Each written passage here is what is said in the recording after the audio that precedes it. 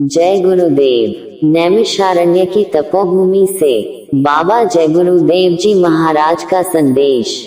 भाग 1। गुरु प्रेमियों को जो रास्ता बताए और प्रेमी उनके बताए हुए रास्ते पर चले और उनकी जीवात्मा के आंख कान खुले तो प्रेमी कहते हैं कि वहाँ हमने देखा कि गुरु ब्रह्मा गुरु विष्णु गुरु देवो महेश्वर गुरु साक्षात परब्रह्म तस्मै श्री गुरुवे नमः।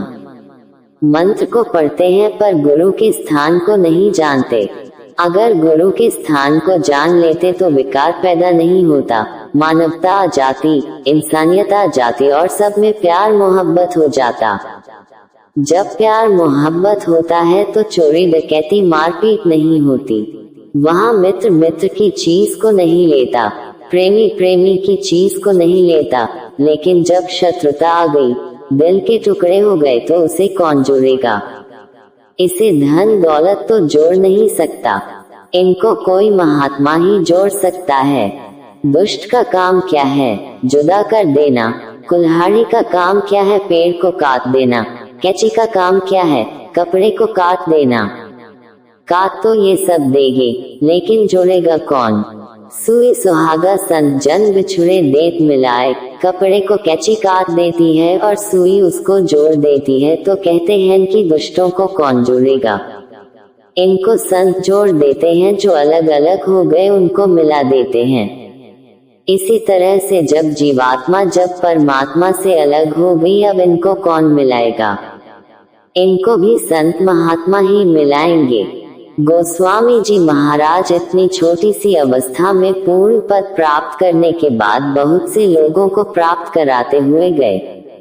हरि को भजे सो हरि का होई। यहाँ जब जब जीवों को लेने के लिए महापुरुष आए तो लोगों ने उनको बहुत तकलीफ दी। महात्माओं के संकेत से तो मैं ऐसा ही समझता हूँ कि जब मेरे ऊपर बीता तो सभी महात्माओं के ऊपर बीती होगी, और जो कुछ भी उन्होंने कहा सत्य कहा। यही रैदास जी पर भी बीती। यहाँ काशी में बेचारे जूता गांठ करके बच्चों का पालन पोषण करते थे। पूरे संत थे, उन्हें किसी से कोई झगड़ा नहीं, लेकिन उनको जूता गांठना भी मुश्किल हो गया, यानी मजदूरी करना भी मुश्किल। किसी को छू नहीं सकते। छुआछूत, छुआछूत क्या रोग है। द्वापर में सुपथ जी आए जो जाति के भंगी थे। कृष्ण ने पांडवों से कहा था कि तुम्हारा यज्ञ तब पूरा होगा जब घंटा बजेगा। यज्ञ तो किया गया लेकिन घंटा नहीं बजा। जब कृष्ण ने कहा कि घंटा नहीं बजा तो उन्होंने कहा कि तुमने किसी भक्त का अपमान किया होगा, इसलिए घंटा नहीं बजा। घंटा शंख तो वे ही बजा सकते हैं। जाति के भंगी सुपथ जी महापुरुष थे। द्रौपदी ने उनका अपमान कर दिया था। द्रौपदी से पूछा गया कि क्या तुमने उनका अपमान किया? उसने कहा हाँ। तो फिर उनको बुलाया गया। अब बाद में क्या होता है, किसी के कहने सुनने से बात निकल गई, अब एकाएक फिर नहीं बनती। आपने किसी को नहीं पहचाना, न आपने सुपथ जी को पहचाना, न मीराबाई को, वो तो क्षत्रिय थी। न आपने गोस्वामी जी को पहचाना, वो जाति के ब्राह्मण थे, और किसी जाति में मुसलमान या अन्य जाति में आए उनको भी नहीं पहचाना। तो कहते हैं कि हरि को भजे सो हरि का होई, जाति पाति पूछे नहीं कोई। अरे तुम कहाँ फंस गए जाकर, इससे तुमको क्या मिला? तुमने जरा भी इस बात को नहीं समझा कि महापुरुष तो हर जाति में हर तरह से तुमको संभालने के लिए आते हैं, उनको जाति पाति से क्या लेना है। गोस्वामी तुलसीदास जी का इतिहास। रामचरितमानस को लिखने वाले गोस्वामी तुलसीदास जी महाराज जब राजापुर गांव से काशी चले गए और उनके भक्त हृदय हीर ने वरुणा नदी के किनारे कुटिया बना दी तो वे वहां पर रहने लगे। वहां पर इन्होंने 26 साल की उम्र में संवत 1616 और 1617 के अंत में 13 जीवों को भवसागर से पार कर दिया, और उन सब ने जिस जिस तरह से चढ़ाई की और जो कुछ भी देखा उसका गाना गाया। लेकिन जब विवाद हुआ, क्योंकि जगत के लोग तो कुछ जानते नहीं थे, तो उन्होंने जो कुछ देखा था और किताबों में लिखा था उसको बंद कर दिया। उन्होंने तो लिख दिया था लेकिन तुम तो कुछ जानते नहीं थे, इसलिए तुम उनसे विमुख हो गए, निंदक हो गए, सत्य वस्तु की निंदा करने लगे और यह कथावार्ता, वो कथावार्ता उसमें उलझ गए। उसमें से कुछ मिलने वाला नहीं। रामचरितमानस लिखने के बाद गोस्वामी जी महाराज 49 वर्षों तक रहे, लेकिन कोई उनसे पूछने नहीं गया कि आपने रामायण में क्या लिखा, और जब इतने दिनों तक रहे तो क्या और को ज्ञान नहीं दिया होगा, रास्ता नहीं बताया होगा। उन्होंने बहुतों को रास्ता बताया, पहुंचाया। सब वर्ग के लोग उनके पास गए। कौन सा ऐसा वर्ग होना जो उनके पास नहीं गया? लेकिन अब तुमको तो ये सब पता नहीं, क्या करें?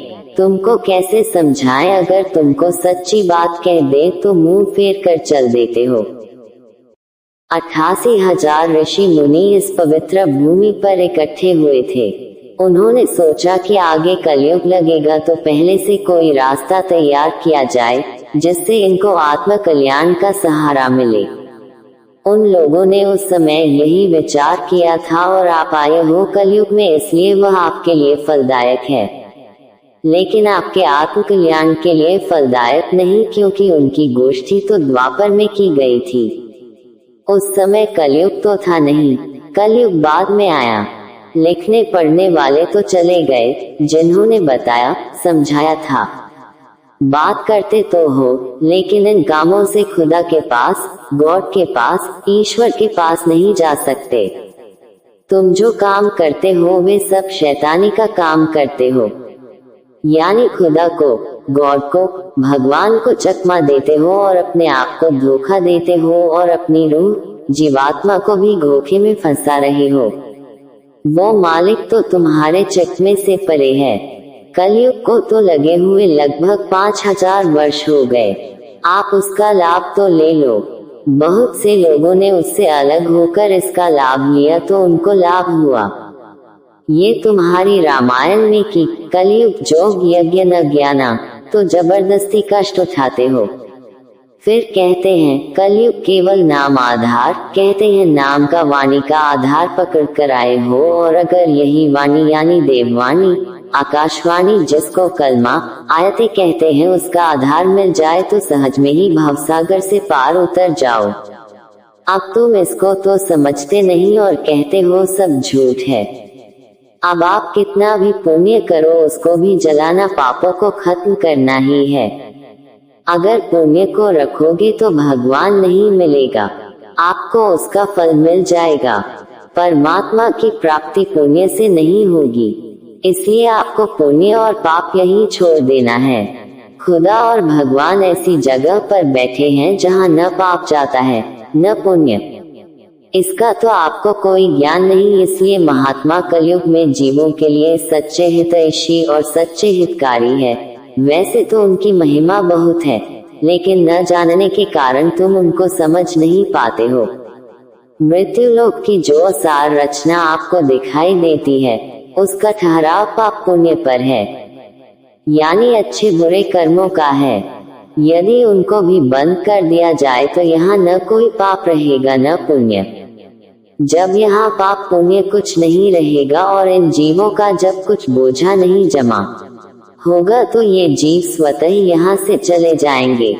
जब न पाप होगा न पुण्य तो उनको कोई कर्म नहीं लगेंगे, तो किसी को दंड नहीं उठाना पड़ेगा। फिर 84 भी न रहेगी और 4 खाने भी नहीं रहेंगे, नरक भी नहीं रहेंगे, और सारा का सारा ये सब कर्मों पर टिका है। इसलिए कहा है कि मृत्यु लोक में कर्म ही प्रधान है।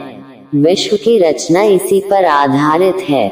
जब ये लिखा हुआ है कि कर्म प्रधान विश्व रची राखा, तो महात्मा इन्हीं बुरे कर्मों को छुड़ाते हैं कि तुम बुरे काम मत करो। फिर ये पुण्य है, इसको भी समर्पित कर दो। जय गुरुदेव।